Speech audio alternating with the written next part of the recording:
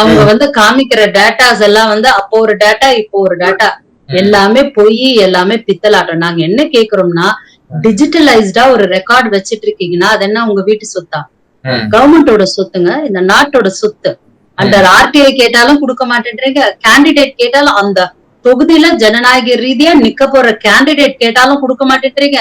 தேர்தல் டிக்ளேர் ஆகி அங்க கேண்டிடேட்டா அனௌன்ஸ் ஆயிட்டு மக்களை சந்திக்க போற கேண்டிடேட் கேட்டாலும் கொடுக்க மாட்டேன்றீங்க. இது என்ன பொக்கிஷமா? கோஹினூர் டைமண்டா நீங்க? அவங்க சுப்ரீம் கோர்ட் ஜட்ஜ்மெண்ட் கோட் பண்றாங்க மேம். 2019ல வந்து பிரைவசி பாதிக்கும்னு சொல்றாங்க.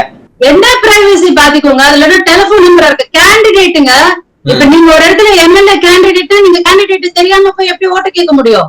உங்களுக்கு அத்தனை அதிகாரமும் இருக்கு. ஓட்டர் லிஸ்ட கிளைம் பண்ணி வாங்கறதுக்கு அந்த இடத்துல இருக்கக்கூடிய கேண்டிடேட்டுக்கு அத்தனை அதிகாரமும் இந்த ஜனநாயகத்துல.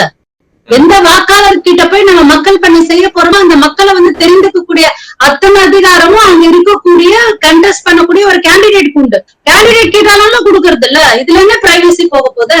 கேண்டிடேட்டுக்கு தெரிஞ்சுதானே ஆகணும். மக்கள் பணி செய்ய வரக்கூடிய மக்கள் சேவகர்களுக்கு எந்த மக்களுக்கு நம் தொகுதி மக்கள் அப்படின்னு தெரியாம எங்க பக்கத்து வீட்டு மக்கள், பக்கத்து ஊர் மக்களுக்கு அப்ப சேவை பண்ண முடியும்?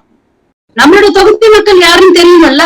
அந்த டீடைல்ஸ் அண்ட் டேட்டா கவர்மெண்ட் கிட்ட தானே உண்டு. கவர்மெண்ட் அதை கொடுக்கணும்ல.